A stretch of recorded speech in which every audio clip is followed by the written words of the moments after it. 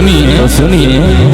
उठा लेके जाएंगे हम तुमको सनम जी। अच्छा। हम हैं मिर्जापुर के बड़का दबंग जी। उठा लेके जाएंगे हम तुमको सनम जी। हम हैं मिर्जापुर के बड़का दबंग जी। समझी? ठीक बोले जा।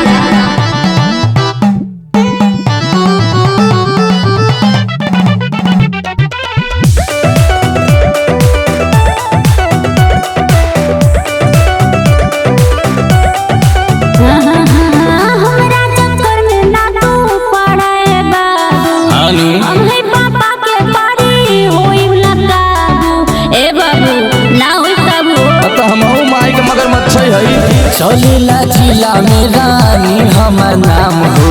अच्छा। कालो हमरा के हो आराम हो। नहीं रानी ना लगती है नीयत तुम्हारी खराब जी।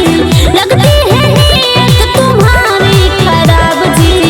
ओने हटा का हो सुनो सुनाओ। उठा लेके जाएंगे हम तुमको सनम जी।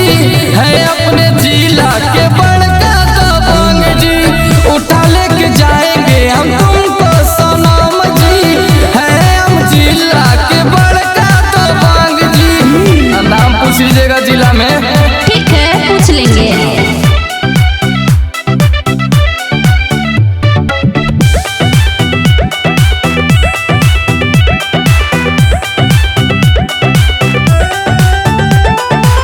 लगते हो हैंडसम तो क्या बन जाओगे हीरो।